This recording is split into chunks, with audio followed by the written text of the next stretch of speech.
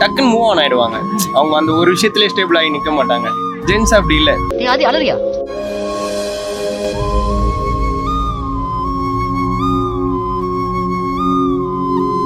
இப்போ கேர்ள்ஸ் இருக்காங்கல்ல, இப்போ கேர்ள்ஸ் கிட்ட இருந்து எனக்கு ஒரு விஷயம் பொறாமையா இருக்குப்பா. இவங்க கிட்ட இருந்து டீ நகர்ல துணி எடுக்கிறதா எனக்கு பொறாமையா இருக்கு.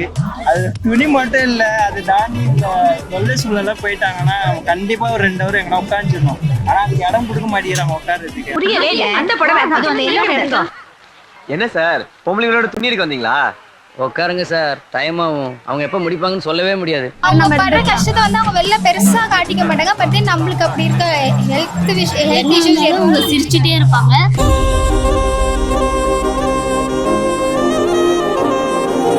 கேர்ள்ஸை பார்த்து ஒரு விஷயம் எனக்கு அவங்கள பார்த்தா பொறாமையா இருக்கு. இல்ல ஒரு விஷயம் இல்ல, நிறைய விஷயம். சீனு அப்படி நாங்க தான் உலக அழகின்னு நினைப்பு அந்த மாதிரிலாம் பண்றதை பார்த்தா அப்படியே